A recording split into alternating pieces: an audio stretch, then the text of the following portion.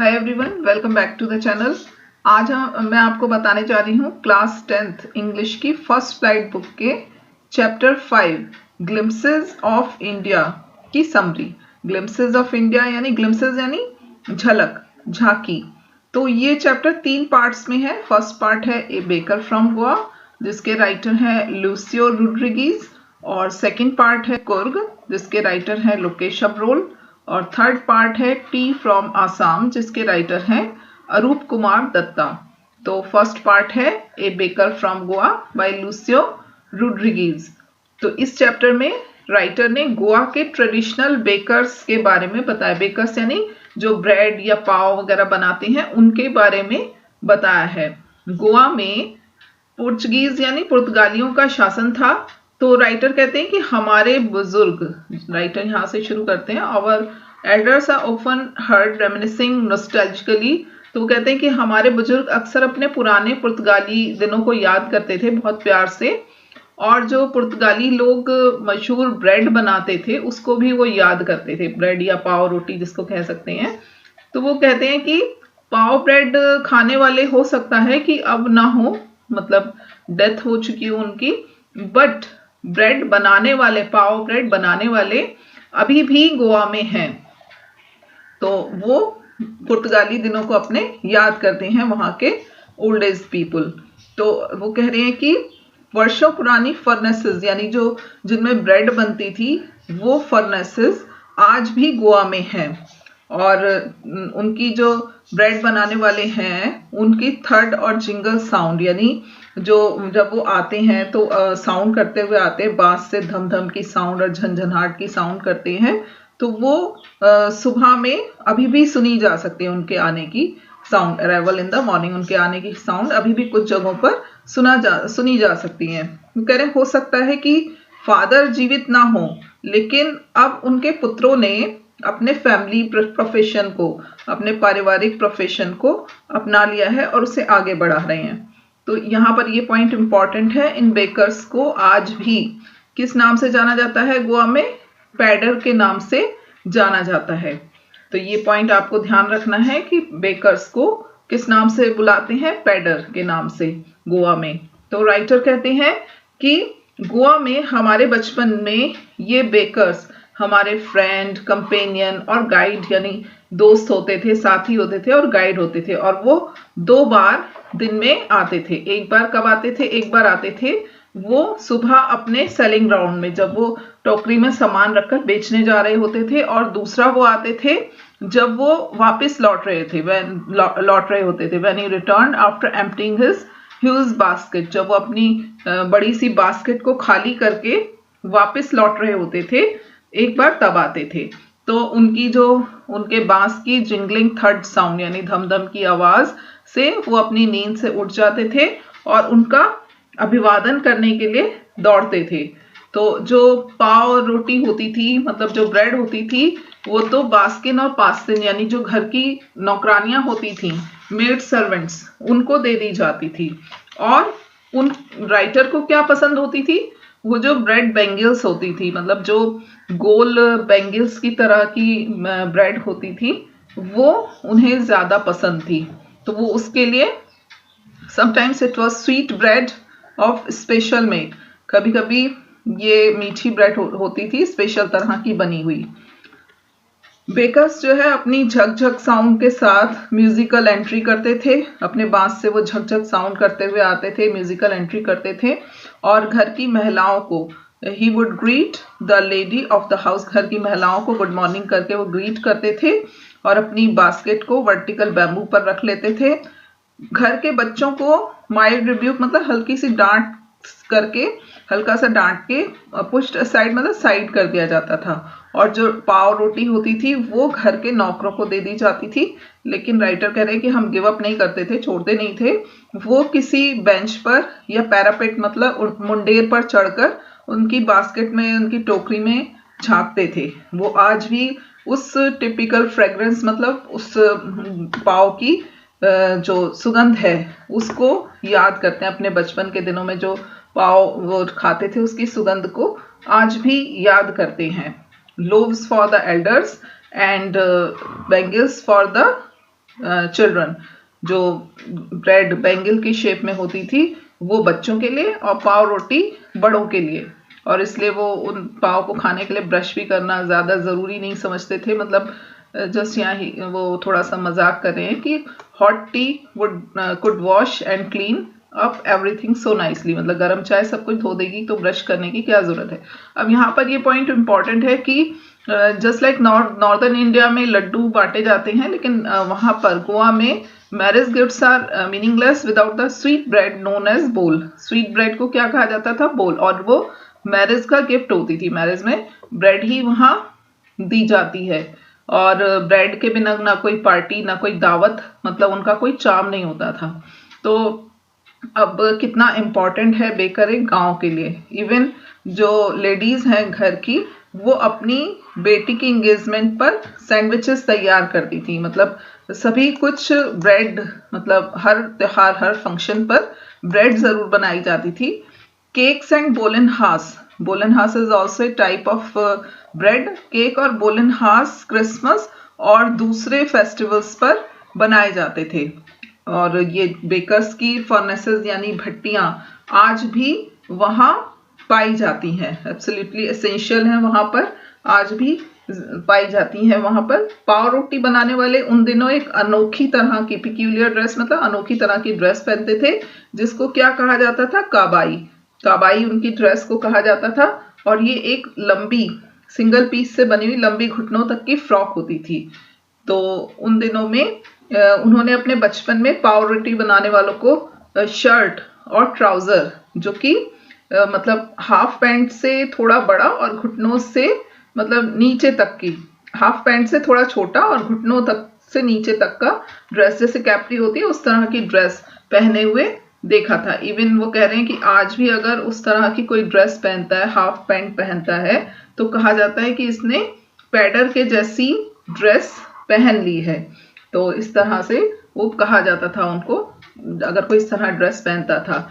Bakers अपना जो bill थे वो मंथ के लास्ट में इकट्ठा करते थे, रोज रोज नहीं लेते थे पैसे, वो मंथ के लास्ट में इकट्ठा करते थे, और उनका जो हिसाब किताब होता था वो पेंसिल से किसी दीवार पर लिख दिया जाता था। तो बेकिंग जो है निश्चित रूप से प्रॉफिटेबल, लाभदायक प्रोफेशन था उन ओल्ड दिनों में, और बेकर और उसकी फैमिली कभी भी भूखे नहीं रहते थे। उनके सर्वेंट्स भी, इवन उनकी फैमिली और उनके सर्वेंट्स हैप्पी और समृद्ध दिखाई देते थे। इवन अगर कोई प्लम्प फिजिक, मतलब मोटा शारीरिक काठी वाला बंदा दिखाई देता है तो इट मीन्स दिखाई देता था, तो ये उसका प्रमाण होता था कि वो बेकर है। आज भी अगर कोई व्यक्ति जैक फ्रूट टाइप की फिजिकल अपीयरेंस वाला, यानी कटहल जैसी शेप का है, तो उसे बेकर से कंपेयर किया जाता है। बेकर मतलब पाव बनाने वाले से कंपेयर किया जाता है कि ये पाव बनाने वाला रहा होगा।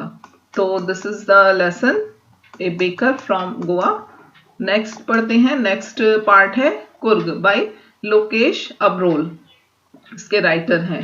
तो कुर्ग क्या है? कुर्ग एक कर्नाटक में जगह है। तो बहुत ही सुंदर मतलब चैप्टर ये है। कुर्ग स्वर्ग की तरह सुंदर इसको कहा गया है। भारत में जगह जो कुर्ग है उसको स्वर्ग की तरह सुंदर कहा गया है। और ये कहाँ पर है? ये है मैसूर और मैंगलोर के कोस्टल एरिया के बीच में कुर्ग है। मैसूर और, ये क्वेश्चन अक्सर आ जाता है, मैसूर और मैंगलोर के कोस्टल में समुद्री किनारा, उसके बीच में ये जगह है, और piece of heaven just like स्वर्ग की तरह है। और यहाँ पर रोलिंग हिल्स हैं, this land of rolling hills, मतलब गोल पहाड़ियां हैं, घूमती हुई पहाड़ियां। यहाँ ये जगह कुर्ग मार्शल मैन यानी ब्रेव मैन और ब्यूटीफुल विमेन और वाइल्ड क्रीचर्स से भरी हुई है ये जगह।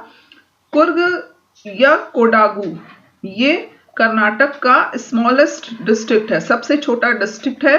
और ये evergreen rain forest, evergreen means सदाबहार, रेन फॉरेस्ट मीन्स वर्षा वाले वन, स्पाइसेस मीन्स मसालों, और कॉफी के बागानों का घर है, इज होम टू, मतलब घर है। एवरग्रीन फॉरेस्ट लगभग 30% एरिया कवर करते हैं। मानसून के टाइम में, बारिश के मौसम के समय में यहाँ बहुत ज्यादा बारिश होती है, और जो मौसम है अच्छा मौसम, खुशी का मौसम, यहाँ सितंबर से शुरू होकर सितंबर से शुरू होकर कंटिन्यू रहता है मार्च तक। मतलब अगर किसी को घूमने जाना है तो सितंबर और मार्च के बीच में वेदर यहाँ पर बहुत अच्छा रहता है। हवा में कॉफी की महक रहती है क्योंकि कॉफी के बागान है यहाँ पर। कॉफी के बागान और कॉलोनियल बंगलो यानी जो अंग्रेजों के समय के बंगले यहाँ पेड़ों की कैनोपी के मतलब पेड़ों की छतरियों के नीचे स्थित हैं। तो ये मेन पॉइंट्स है। अब है कि कुर्ग के बहुत ज्यादा जो इंडिपेंडेंट पीपल हैं, आत्मनिर्भर लोग, उनको कहा जाता है कि वो ग्रीक या अरब के वंशज हैं। ऐसा क्यों कहा जाता है? क्योंकि एक स्टोरी कही जाती है कि अलेक्जेंडर यानी सिकंदर की आर्मी जब वो उसका एक पार्ट साउथ की तरफ तट के साउथ में कोस्टल एरिया से साउथ में मूव कर गया और वहां से लौटना जब उनके लिए इम्प्रैक्टिकल हो गया, असंभव हो गया, तो उन्होंने वहीं की लोकल लेडीज से मैरिज कर ली और इसीलिए उनके कल्चर में, उनकी सभ्यता में, संस्कृति में वहाँ की झलक दिखाई देती है। तो जो मार्शल ट्रेडिशन है, युद्ध की रीतियाँ और मैरिज ट्रेडिशन और रिलीजियस जो धार्मिक मतलब रीति रिवाज हैं, उसमें वो सब दिखाई देता है। जो कि हिंदुओं की जो हिंदू हैं, मुख्य धारा के हिंदू, उनसे उनके रीति रिवाज भिन्न है। इस बात को, इस थ्योरी को इससे भी सपोर्ट मिलता है। The theory of Arab origin draws support from the, इस बात से मिलता है कि वो एक लंबा कोट पहनते हैं, लंबा काला कोट पहनते हैं और एम्ब्रॉयडर्ड यानी कढ़ाई की हुई वेस्ट बेल्ट, कमर पर बेल्ट बांधते हैं। कोडावस लोग यानी कोडावू लोग, तो वो क्या है, उसको कहते हैं कुपिया। और ये कुपिया ड्रेस, उनकी जो लंबा काला कोट एम्ब्रॉयडरी की हुई बेल्ट वो पहनते हैं, वो अरब और कुर्द लोगों के कुफिया ड्रेस से बिल्कुल रिजेंबल करता है, बिल्कुल मिलता जुलता है। तो इसलिए भी कहा जाता है कि ये लोग मतलब अरब डेस्केंट के हैं, अरब निवासी हैं।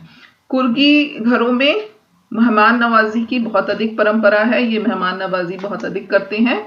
और कुर्गी रेजिमेंट जो इंडियन आर्मी है, उसमें कुर्ग जो टुकड़ी है, सैन्य टुकड़ी, वो सबसे अधिक बहादुर और शौर्य के पुरस्कार पाए जाने वाली टुकड़ी है। इवन जो भारत के पहले सेना प्रमुख थे जनरल करियप्पा, वो भी, जनरल करियप्पा जो थे वो भी एक कुर्गी थे। और केवल एक कोडावू जाति ही है भारत में, कोडावू लोग ही हैं जिनको कि बिना लाइसेंस के, without a license, firearms रखने की परमिशन है, यानी हथियार रखने की परमिशन केवल इन्हीं लोगों को दी गई है। द रिवर कावेरी, कावेरी नदी बहती है यहाँ कुर्ग में। तो कावेरी नदी कुर्ग की पहाड़ियों से मतलब पहाड़ियों और मतलब जंगल में बहती है। कुर्ग की पहाड़ियों और जंगलों से अपना पानी प्राप्त करती है। और यहाँ महाशीर, एक ताजे पानी की मछली पाई जाती है इस पानी में। तो ये ताजे पानी की मछली महाशीर सबसे ज्यादा यहीं कुर्ग में ही पाई जाती है। और यहाँ पर और भी कई सारे बर्ड्स एंड एनिमल्स हैं, जैसे किंगफिशर है, स्क्विरल्स हैं और लंगूर हैं। और यहाँ पर इस तरह से कई सारे जानवर, यहाँ पर हाथी भी पाए जाते हैं। हाथी भी पाए जाते हैं यहाँ पर। और यहाँ इतने तरह की एक्टिविटीज होती हैं कि सबसे ज्यादा मतलब जिनको बहुत आराम पसंद होता है वो लोग भी यहाँ पहुंचकर एकदम एक्टिव हो जाते हैं, क्योंकि यहाँ इतने तरह की एक्टिविटीज होती हैं। मोस्ट लेड बैक, मतलब जो बहुत आराम पसंद लोग होते हैं वो भी बहुत एनर्जेटिक हो जाते हैं। यहाँ पर रिवर राफ्टिंग होती है यहाँ पर, और कैनोइंग यानी एक तरह की नाव चलाना, और रैपलिंग होता है चट्टान में मतलब रस्सी बांधकर नीचे उतरना, रॉक क्लाइंबिंग चट्टानों पर चढ़ना, माउंटेन बाइकिंग यानी पहाड़ों पर बाइक चलाना। तो ये सब वहां पर इतने सारी एक्टिविटीज होते हैं कि मतलब जो बहुत आराम पसंद लोग होते हैं वो भी वहां जाकर बहुत एक्टिव हो जाते हैं। और ट्रैकर्स यानी जो पैदल चलने वाले लोग होते हैं वो भी यहाँ पर एक्टिविटीज होती हैं। यहाँ पर बर्ड्स, बीज एंड बटरफ्लाईज पाई जाती हैं। मकाक्स यानी एक छोटी पूंछ का बंदर होता है। मालाबार स्क्विरल्स पाई जाती हैं, लंगूर पाए जाते हैं। स्लेंडर लॉरिस यानी पतले लचीले बंदर पाए जाते हैं यहाँ पर। और एलिफेंट्स। तो बहुत तरह के एनिमल्स भी यहाँ पर पाए जाते हैं। कहाँ? कुर्ग में। अब ब्रह्मगिरी की पहाड़ियां, यहाँ ब्रह्मगिरी की पहाड़ियां हैं, वहां से पैनोरेमिक एकदम व्यू दिखता है। कहाँ का? Misty landscape of Coorg. Misty means जो वैसा होता है ना, ओस से ढका हुआ कुर्ग का व्यू दिखता है। बहुत सुंदर व्यू दिखता है। रस्सी के पुल के सहारे हम 64 एकड़ में फैले हुए निसर्ग धाम में, जो निसर्ग धाम आइलैंड है, वहां पर जाया जा सकता है। और इंडिया का सबसे बड़ा तिब्बतीय सेटलमेंट, तिब्बतीय अधिवास, जो कि वायलाकुप्पे के पास में है, तिब्बतीय अधिवास नियर बाय वायलाकुप्पे के पास में है, वो भी हम देख सकते हैं। तो यहाँ पे बुद्धिस्ट मॉन्क, जो बौद्ध भिक्षु हैं, वो देखे जा सकते हैं। तो this is the whole lesson Coorg. I hope कि आपको समझ में आया होगा। Now third part is tea from Assam. इसके राइटर है अरूप कुमार दत्ता। ये दो फ्रेंड्स हैं, क्लासमेट्स। एक है प्रांजल और दूसरा, जो कि आसाम से है, और दूसरा है राजवीर, जो दिल्ली में एक स्कूल में पढ़ते हैं। और प्रांजल के फादर हैं एक इसमें, जो कि एक चाय बागान के, अपर आसाम में चाय बागान के मैनेजर हैं। तो प्रांजल ने राजवीर को इनवाइट किया है ड्यूरिंग समर वेकेशन अपने घर, जो कि आसाम में है, उसमें घूमने के लिए। तो चैप्टर शुरू होता है यहाँ से। वो ट्रेन में बैठे हुए हैं और एक वेंडर, जो चाय बेचने वाला है, वो जोर से आवाज लगाता है, चाय गरम।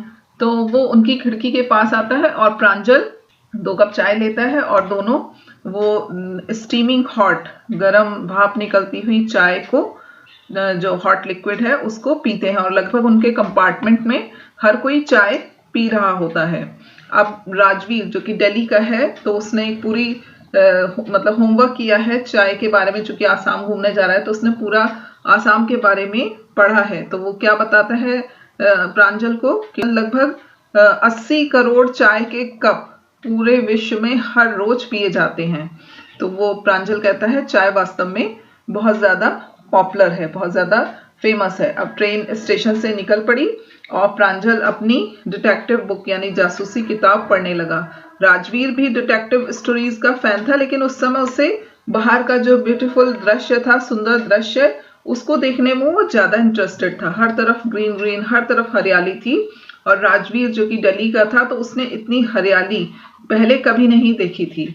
अब जो सॉफ्ट ग्रीन पैडी फील्ड्स थे, यानी जो धान के खेत थे, उन्होंने चाय की झाड़ियों को जगह दे दी थी। यानी कि अब वो दिल्ली से आगे निकल आए थे और आसाम में वो एंटर करने शुरू हो गए थे। तो हर तरफ चाय की झाड़ियां दिखनी शुरू हो गई थी और जो पैडी फील्ड्स थे, धान के खेत थे, वो अब नहीं दिख रहे थे। अब बहुत ही मैग्निफिशेंट व्यू यानी शानदार दृश्य था। घने पेड़ से जो पहाड़ियां ढकी हुई थी सामने, तो वो दिखाई दे रही थी उनके सामने। चाय की टी बुशेस, चाय की झाड़ियां दिख रही थी पूरी उसमें, वुडेड हिल्स में। और छोटे चाय के पौधों को, जो स्टर्डी शेड ट्रीज थे, लंबे और शक्तिशाली पेड़ थे, वो चाय के पौधों को एकदम बोना बना रहे थे। कहीं दूर से एक अगली बिल्डिंग दिखाई दे रही थी, जो बहुत अच्छी नहीं थी देखने में। उसकी ऊंची चिमनियों से धुआं निकल रहा था। तो एक ये पूरा दृश्य बताया गया है। अक्सर ये क्वेश्चन में आ जाता है कि चाय के बागानों का जो दृश्य उसमें था, उसको आप डिस्क्राइब करिए। तो ये है। अब राजवीर, जिसने पहली बार चाय के बागान देखे थे, तो वो बड़ा एक्साइटेड होकर चिल्लाया, हे ए टी गार्डन, देखो एक चाय का बागान। अब जो प्रांजल था, वो तो मतलब पैदा ही वहीं हुआ था आसाम में, और पला बड़ा भी वहीं हुआ था, तो उसे कोई एक्साइटमेंट नहीं हुआ उन चाय के बागानों को देखकर। तो वो उसको बताता है प्रांजल को कि Assam has the largest concentration of plantation in the world. Assam में संसार के सबसे अधिक बागान पाए जाते हैं। इतने ज्यादा बागान हैं कि आपको मतलब पूरा जीवन लग जाएगा देखने में। प्रांजल, जिसको ज्यादा इंटरेस्ट नहीं था, तो वो अब कहता है राजवीर उससे कि मैंने चाय के बारे में जितना पढ़ सकता था मैंने पढ़ा है, लेकिन कोई भी नहीं जानता कि चाय की खोज किसने की। इस बारे में कई सारी लेजेंड्स हैं, देयर आर मेनी लेजेंड्स। तो फिर वो प्रांजल पूछता है कैसी लेजेंड्स? तो कहता है कि एक कहानी है कि एक चाइनीज एम्परर थे यानी चीनी सम्राट थे, तो वो पानी को पीने से पहले उबालते थे। तो एक दिन जो टहनियाँ मतलब जल रही थी नीचे, तो उसकी कुछ पत्तियां उनके पानी में गिर गईं। ट्विग्स मतलब टहनियाँ, तो जो बर्निंग अंडर द पॉट के नीचे जो टहनियाँ जल रही थी, उसमें से कुछ पत्तियां उस पानी में गिर गईं और उन्होंने एक बहुत डिलीशियस फ्लेवर दिया, बहुत एक अच्छा उसमें टेस्ट आ गया पानी में। तो ऐसा कहा जाता है कि वो चाय की पत्तियां थी। प्रांजल ने उसका मजाक बनाते हुए कहा, अच्छा और कोई बताओ, और कोई कहानी बताओ। तो उसने कहा, हमारी एक भारतीय कहानी भी है।